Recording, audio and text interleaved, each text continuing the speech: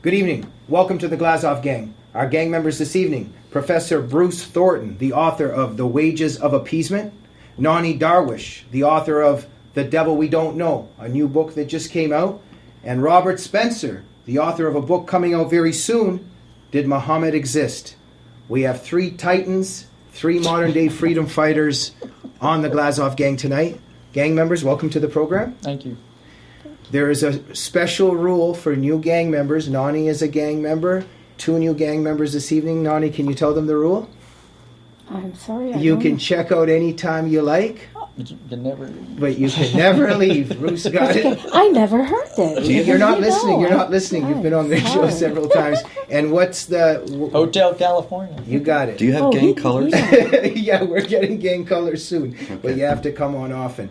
Welcome to the show. It's an honor and a privilege to be with three such brave freedom fighters, but also, in some respects, dissidents in our society. And what I mean by that, and what the theme of this first segment will be, is in some ways the persecution of the dissidents in our society now, because I think that there's some kind of a Stockholm syndrome that the left now has with Islam and Islamism, whatever you want to call it. We can discuss that, but we are being silenced. Robert Spencer, let me begin with you. You have some very current news about your desire to tell the truth and that not working out. What's happening? Well, just today I got word I was supposed to speak April 18th in New York City at Middle East Forum, and it was being hosted at a New York law firm in one of their boardrooms about the question of did Muhammad exist. And the Council on American Islamic Relations apparently got hold of some of the publicity. And of course we all know that CARE is the Hamas-linked Muslim Brotherhood front group that is engaged in a massive campaign to demonize and marginalize anybody who speaks the truth about Islam and jihad and Islamic supremacism. So they found out about this talk, they contacted the law firm, they got people to protest, and the law firm immediately caved and canceled the event. Why did they cave? Well, they said that they didn't know it was controversial. And I think with a topic like that, how could they not know it was controversial? But it's just it doesn't matter if it is controversial or not. It's just an indication, once again, of how CARE is at the forefront of the Muslim Brotherhood and the Organization of the Islamic Cooperation's attempts to stifle free speech in America and to keep people from hearing the truth about Islam. Robert, am I not correct? The Muslim Brotherhood is a terrorist organization / group, correct? Well, yes and no, Jamie. The Muslim Brotherhood is an international organization, and the Hamas, which is certainly a terrorist group, calls itself the Muslim Brotherhood in Palestine. But the Muslim Brotherhood in the United States is not carrying out terrorist acts. Through its arms, the Muslim American Society, the Islamic Society of North America, Council on American Islamic Relations, they try to intimidate American institutions, businesses, educational institutions, and so on, into being afraid to resist any kind of jihad activity, violent or stealthy, and to keep people who tell the truth about these things from being heard. But the Muslim Brotherhood's agenda is to destroy the United States and replace the Constitution with Sharia, am I correct? Oh yeah, by their own words. Right. In a captured internal document, right. They're out to eliminate and destroy Western civilization from within. Okay, so if CARE is connected to the Muslim Brotherhood and it's a front for the Muslim Brotherhood, why does anybody listen to CARE? Why indeed? Because they're lazy, because they're uninformed, and because they're afraid of being tarred with charges of racism and bigotry, which CARE always uses to great effect, and they don't even do basic research to see where these charges are coming from. Okay, Robert, how do you feel today about all this? Are you surprised? Are you shocked? Are you saddened? Are you angry? Well, I'm not surprised, certainly, because this is not the first time this has happened, but more resolute, I would say, than anything else, and determined to stand, to be heard, and to resist this campaign of intolerance and intimidation.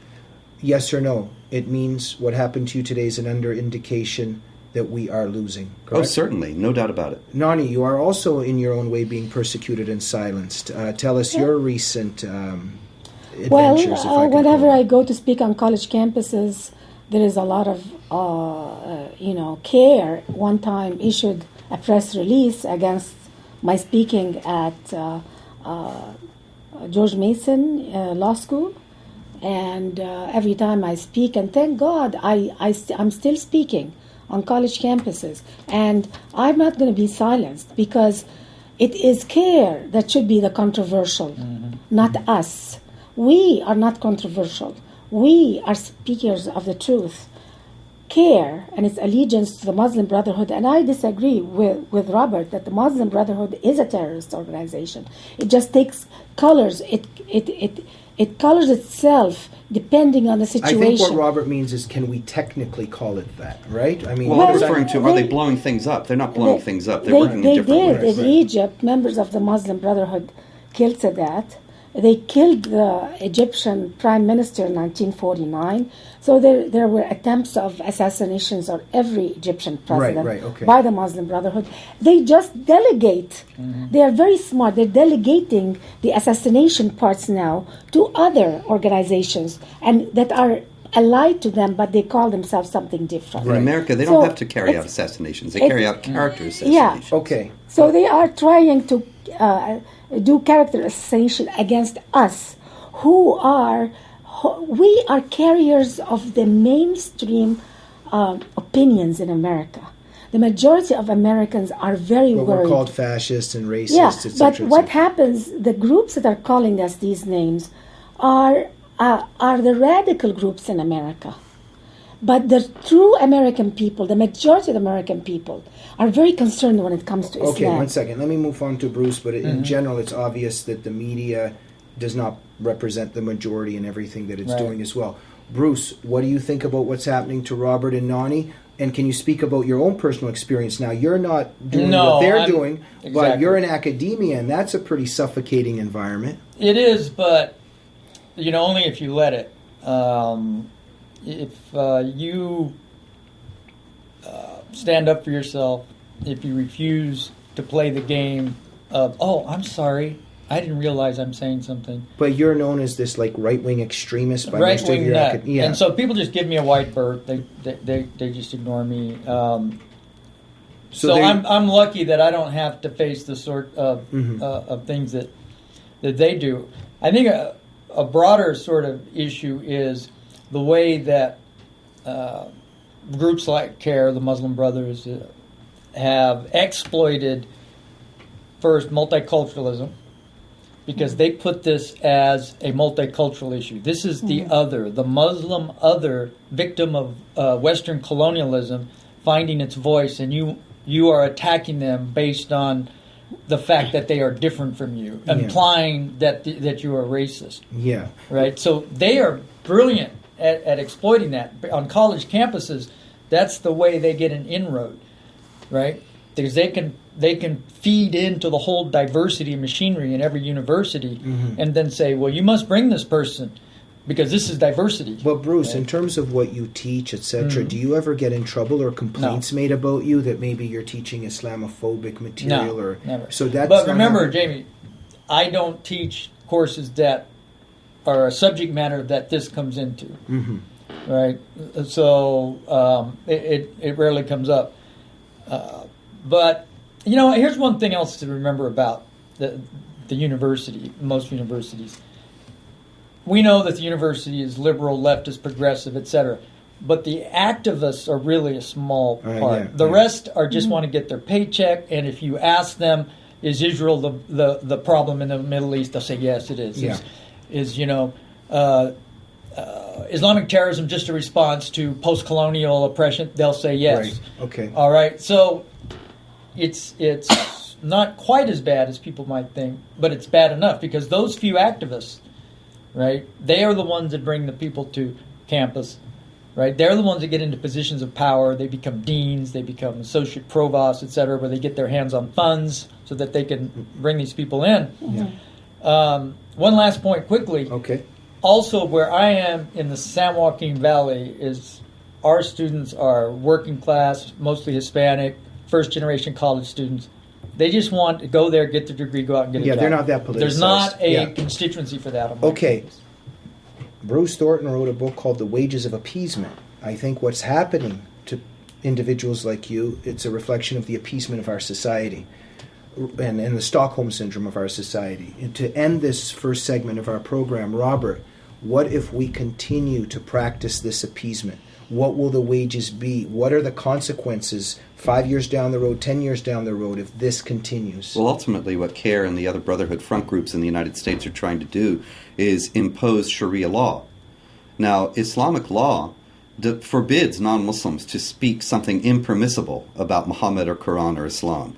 And included in that is any truthful speech about the ways in which Islamic jihadis use the texts and teachings of Islam to incite to violence, to justify acts of violence, to recruit terrorists, and so on.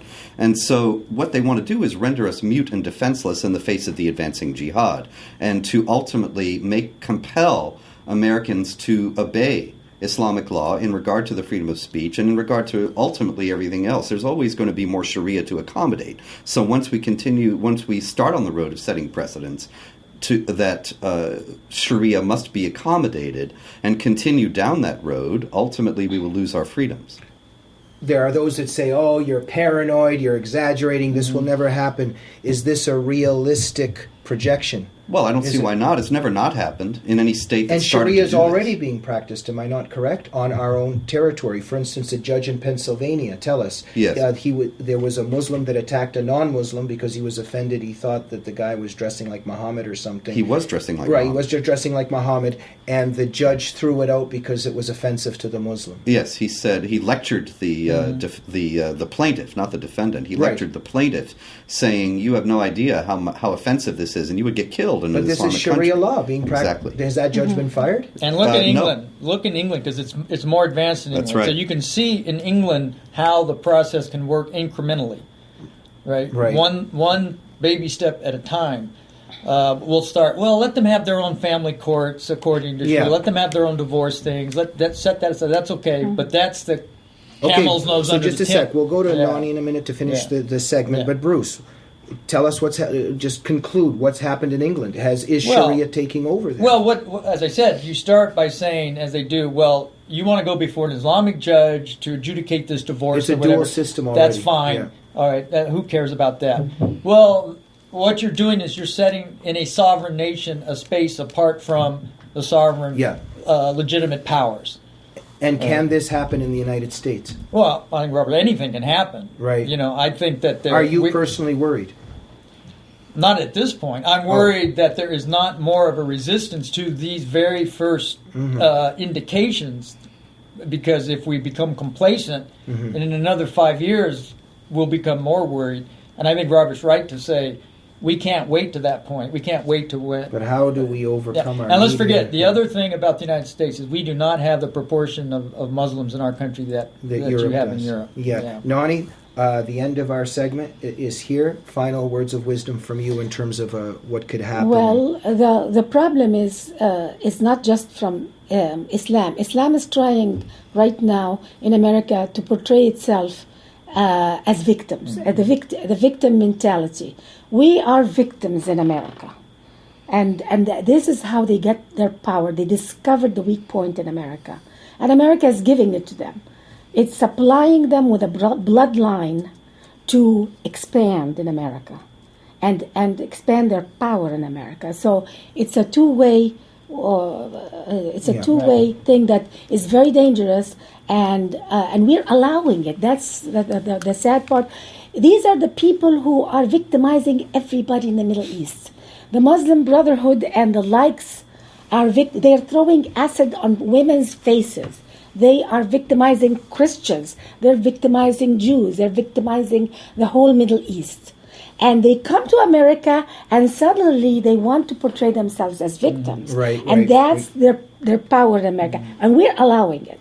The problem, we're allowing it. That's the sad part. And the tragic part, and shameless and shameful on the part of the left. We've come to the end of our first segment of the Glazov Gang. Join us tomorrow evening for the segment where we discuss the tragic case of Trayvon Martin and the racial and racist politics that we see emerging surrounding that tragic death of the young boy. We'll be back tomorrow night. Good night.